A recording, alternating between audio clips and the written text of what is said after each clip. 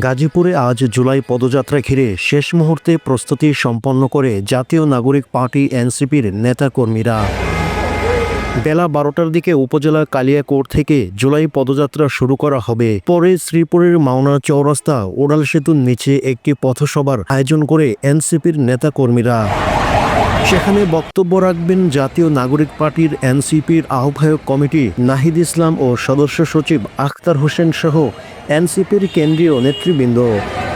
এছাড়াও সবচেয়ে বড় সমাবেশ হবে গাজীপুরের ঐতিহাসিক ভাওয়াল রাজবাড়ি মাঠে। সেখানেও শেষ মুহূর্তে প্রস্তুতি সম্পন্ন করে জাতীয় নাগরিক পার্টির নেতাকর্মীরা।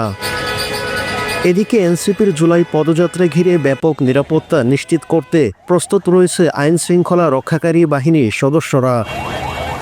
পথে ঘিরে জাতীয় নাগরিক পার্টির কেন্দ্রীয় সংগঠক আব্দুল্লাহ আল মুহিম জানান, গাজীপুরে এনসিপি নেতাকর্মীদের সরব উপস্থিতি জুলাই পদযাত্রাকে সফল করবে। তবে আওয়ামী লীগ নেতাকর্মীরা এনসিপির জুলাই পদযাত্রাকে বাধাগ্রস্ত করার অপচেষ্টা করছে, তবে সেটি এনসিপির নেতাকর্মীরা হতে দেবে না।